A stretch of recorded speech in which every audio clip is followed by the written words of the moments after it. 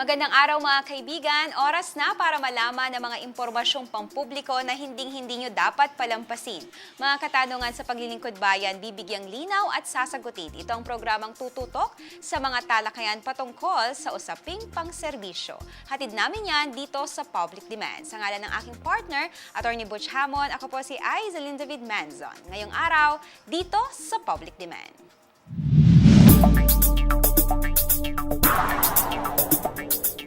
Makapagbigay ng sapat na dekalidad ng edukasyon sa bawat mamamayan ang isa sa tungkulin ng Department of Education. Sinasabing edukasyon rin ang isa sa mahalagang bahagi ng buhay ng tao. Kaya naman puspusan na rin ang paghahandang ginagawa ng bawat mag-aaral, guro at mga magulang sa darating na pasukan. Kaya naman ngayong araw sa Public Demand, tatalakayin ng iba't ibang usapin patungkol sa paghahanda ng DepEd sa school year 2019-2020.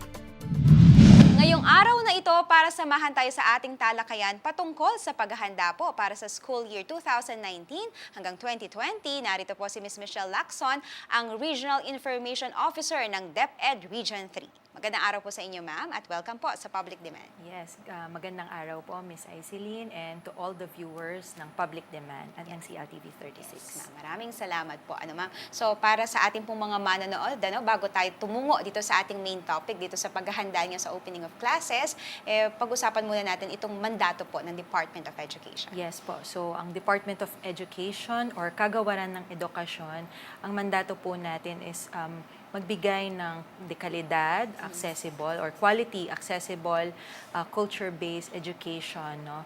To ensure na lahat po ng mga school-age children ay nasa mga paaralan, and even dun po sa mga out-of-school youth po natin, ay magkaroon po sila ng pagkakataon na makatapos ng pag-aaral through what we call the non-formal education. No? Dahil alam po natin, sinasabi natin, learning does not only happen no, inside our schools or in the classroom. Pwede po itong maganap kung saan pwedeng may magturo at kung gustong matuto, pwede po tayong magkaroon ng teaching and learning. Yes, yun po ang maganda. At sabi nga, edukasyon para sa lahat. Yes. Yan po ay ginawa na. Libre po ang edukasyon mula po sa elementary education. At ngayon, good news po para sa lahat. Pati ang college education ay libre na rin po. So ma'am, ito pag-usapan natin, gaano po kahanda ang DepEd para sa opening of classes? Dumoble ba yung bilang ng mga estudyanteng inaasahan nyo na papasok ngayong darating na Hunyo? Yes, of course, ang ating projected enrollment, no, based on our enrollment last school year 2018-2019, inaasahan po natin na sa buong Central Luzon, no, around 3.2 million po, no, both public and private po, ang papasok this coming June 3, or in other private schools po, iba po ang kanilang school calendar. No? Yes. But for our public schools po, no, nasa around 2.7 million po ang ating inaasahan na magbabalik eskwela ngayong June 3. Mas dumami ito, ma'am, as expected? Ano po? At Yes. good news pag dumadami. Yes, of course. Gusto natin na dumadami at hindi kumukonte, no? Ibig sabihin yung target po natin na mabawasan, no? At lahat ng mga, yun nga na-mention natin kanina, all school-age children ay nasa paaralan. At kasi alam natin kapag nasa paaralan ng bata, that's already one way for the community to ensure na malayo sila sa krimen o kaya kung anumang bisyo yan. Ma'am, itong K-12 program na na-implement since 2015. So, ilang taon na rin po yung implementasyon nito. Kumusta naman, ma'am, itong ating implementasyon? Yes, ng of ating course. program? Tuloy-tuloy po no, ang implementation natin ng what we call the K-12 basic education curriculum natin based on RA 10533, no? Or the Enhanced Education Act of 2013. No? Although despite of several clamors no, na tigil no, ang implementasyon nito, no, maigting pa rin po ang commitment po ng ating Secretary Leonor Briones na ipagpatuloy. No? Of course, after seeing that the additional 2 years, no, which is grade 11 and 12, napaka-importante po, no, para po sa mga hindi nakakaalam, even before when we started advocating for K-12 or senior high school, no, the Philippines is isa po sa 3 natitirang bansa sa buong mundo na kulang, no, sa 13 years of basic education. Kaya nakakalungkot po na malaman, no, yung ating mga graduate na mga doktor, teacher, engineers, no, when they go abroad and look for jobs, no, they cannot really find a job suited to their qualifications, no. They need to study again. Yes, they need yung parang bridging pa na course or additional, or kailangan pa nila talaga mag-take ng additional years, no, para ma-match, no, yung requirement po sa ibang bansa. But of course, we can say that for the Department of Education, You're doing your best. yes, and based on the statistics naman po, for example, here in Central Luzon, no, 80% or more than 80% of our senior high graduates pursued higher education. So meaning to say, hindi po sila nag-stop, no? Well, of course, there's a marginal number of senior high graduates na they opted to work kasi nga nire-ready natin sila sa 3 possible na exits po, no, which is higher education, employment, or entrepreneurship. So, but based on our statistics, nagtutuloy naman po sila sa college or higher education, which is also a good thing. Yun naman ang maganda, matapos talaga yung kanilang pag-aaral. So ma'am, ito, speaking of ito, pagbubukas ng klase, nabanggit mo that you're ready, pero usually bang pagbukas ng klase, maraming mga nag-a-arise na mga pangangailangan, kulang sa libro, kulang sa mga maayos na classroom, kulang sa mga silya.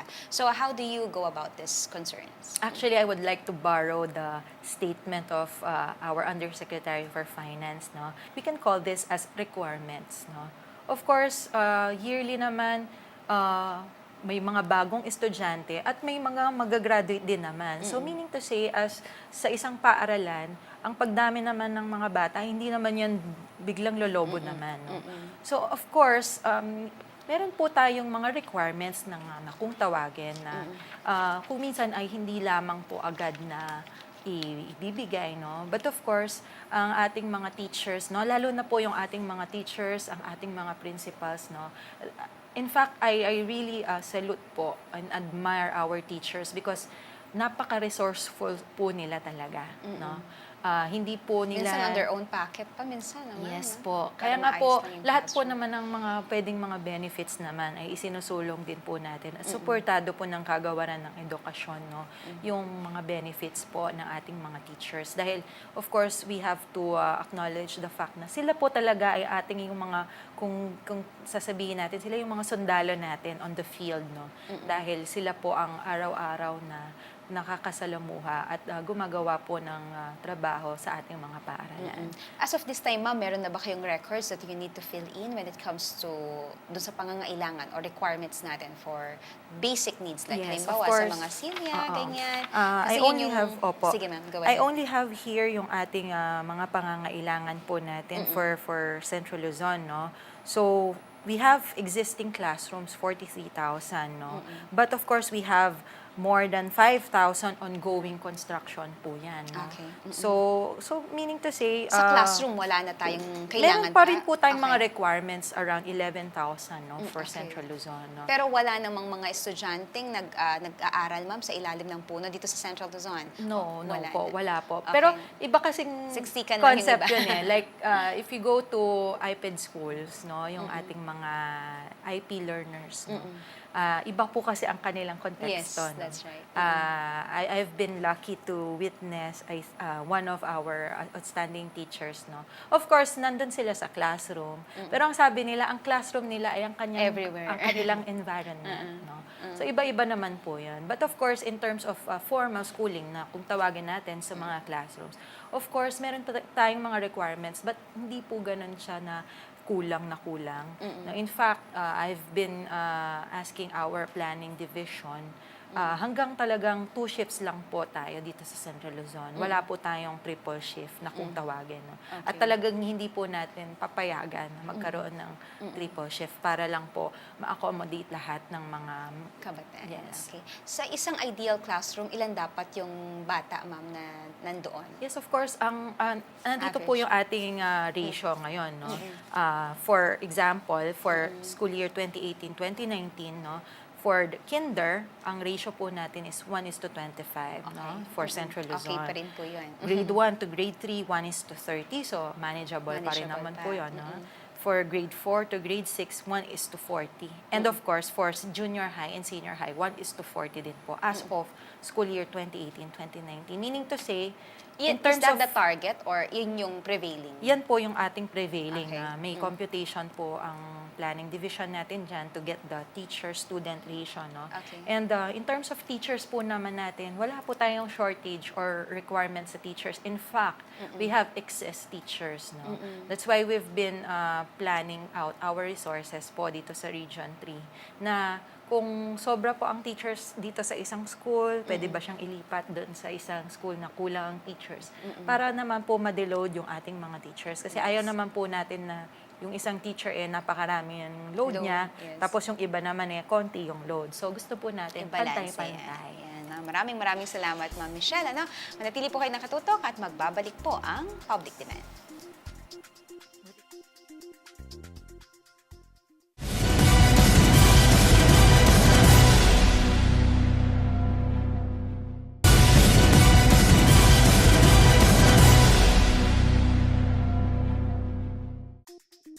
At tayo nagbabalik dito pa rin po sa Public Demand at tayo dadako na sa mga katanungan ng ating mga kababayan dito sa Tanong ng Publiko. Para po sa ating unang katanungan, panoorin po natin ito.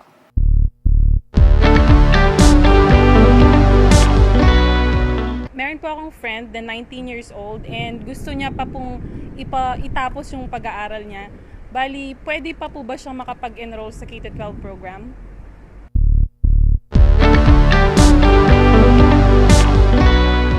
So ito ma'am, nais humabol, 19 years old, pwede pa rin po ba na pumasok? Yes po. Pwede pa rin po siyang pumasok. No? Basta kung ano po yung last grade level po na natapos niya, of course, yung next grade level po ang kanyang pwedeng pasukan at applyan. May mga requirements ba dito, ma'am, doon sa mga masasabi nating tumigil ng matagal na panahon sa kanilang pag-aaral? Similar lang po ba ito sa mga ating new enrollees? Actually po, doon sa ating mga parang magbabalik eskwela po, Yes. no? Ang kailangan lamang po nilang dalhin kung sila'y nakapagtapos na ng, for example, elementary or yung 4th year high school nila, kung pwede po nilang dalhin yung kanilang diploma bilang katibayan na sila'y nakapagtapos na nga ng elementary or ng high school, no? Kung hindi pa naman po sila nakatapos, say for example, tumigil siya ng 3rd year high school, no? Kung ano po yung mga documents na kailangan, like the report card, no? Yung tinatawag natin ngayon na Form 137 before, ngayon ay SF10 na, no? Anyway, wala po tayo doon sa kung ano yung tawag, no? Doon sa layman's term na lang po natin na yung report card, no? Kung nandyan pa po, bilang katunayan na kung ano yung Natapos last niya. level po na kanyang pinasukan. Okay. So, yun ma'am, pinag-uusapan na rin natin ito pong mga ganitong mga na tigil sa pag-aaral. Nais ko rin pong tignan yung mga hindi talaga nakaabot ng halimbawa for elementary education, tapos may edad na po itong ating kababayan. I believe you have this alternative learning system. So, ito po, pwedeng magandang programa po ito para sa mga gusto talaga makapagtapos ng pag-aaral sa kabila ng kanilang edad. Can you tell us more about Yes po. ALS? So we have this alternative learning system. This is what we call the non-formal education, no? Na dahil nga po dun sa mga, for example, we have cases na maagang nag-asawa o kaya naman ay tumigil sa pag-aaral at gusto Para nilang makapagtrabaho, mag-aral ulit. So we have this alternative learning system, no. Actually, meron po tayong tinatawag ngayon na ALS 2.0 dahil upgraded na, parang new version po siya ng ALS. Dahil minatch na rin po siya dun sa competencies na kung tinatawag natin na K-12. Para Dahil, maganda yan, 2.0. Yes. So kasi kung dapat senior high school level ang kanyang tinitake, no, meron po tayong ALS na senior high school level, meron po tayong junior high school, may basic literacy program, no. Okay. So, yung pong mga resources natin sa ALS, kung saan po sila pwedeng mag-enroll, maaari po silang pumunta doon sa pinakamalapit na division office o kaya naman kahit yung mismong paaralan at matutulungan po sila doon kung Sa mga saan po requirements din. pwede silang mag-avail ng tinatawag natin na alternative learning system. Ito ay 3 hanggang 6 na buwan na Yes. pag-aaral, ma'am. Actually, yung ALS 2.0 po ngayon ay longer, longer. in period, no? Okay. Hanggang more than 5 months po siya para lahat nga po ng competencies ay maibigay po. And then after which, the completion of the duration of ng teaching and learning po nila no sa ating mga ALS learners no. In fact, we have around more than 60,000 ALS learners here in Central Luzon no. Talagang dumadami na rin po yung ating mga ALS no. Magkakaroon po sila ng tinatawag na accreditation and equivalency test no. Na kapag After naipasa nilang po nila mag-aral. ito, yes. Pag naipasa po nila ito, ay pwede na po silang mag-college or kung gusto niya po nilang magtrabaho, masasabi po nila na graduate po Parang sila diploma. ng yes. Okay. Pero yung ganun, ma'am, pupunta pa ba sila ng grade 11 and 12? Or automatic college na yun once napasa nila yung exam? Opo, Kasi di ba may automatic. K-12 Yes program po. eh. Basta po kung nag-graduate sila ngayon at naipasa nila yung A&E, starting, I think last year pa yon no? Yung mga nag-graduate ng A&E, pwede na silang dumiretso ng Okay. college. Regardless of age po ito, Yes. no? So, inikay po natin yung ating mga kababayan na gustong ituloy yung kanilang pag-aaral. Sabi nga ni Ma'am Michelle, wala pong dapat makahadlang dahil libre po ang edukasyon at may mga programa itong ating pong Department of Education para po sa inyo. So, sunod na katanungan po tayo, panoorin po natin ito.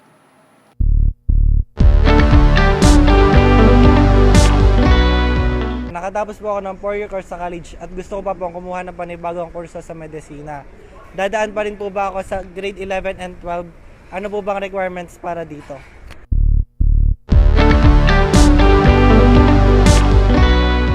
So ito ma'am, tapos na po, at pero gusto pang pag-ibayuhin yung kanyang kaalaman at gusto niyang pumunta ngayon sa pag-aaral sa medisina.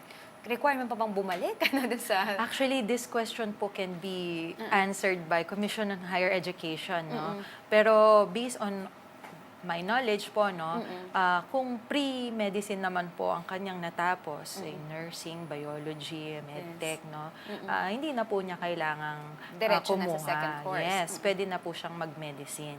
So, although yun nga po, this is not actually part of our mandate dahil basic education po ang mandate ng Department of Education.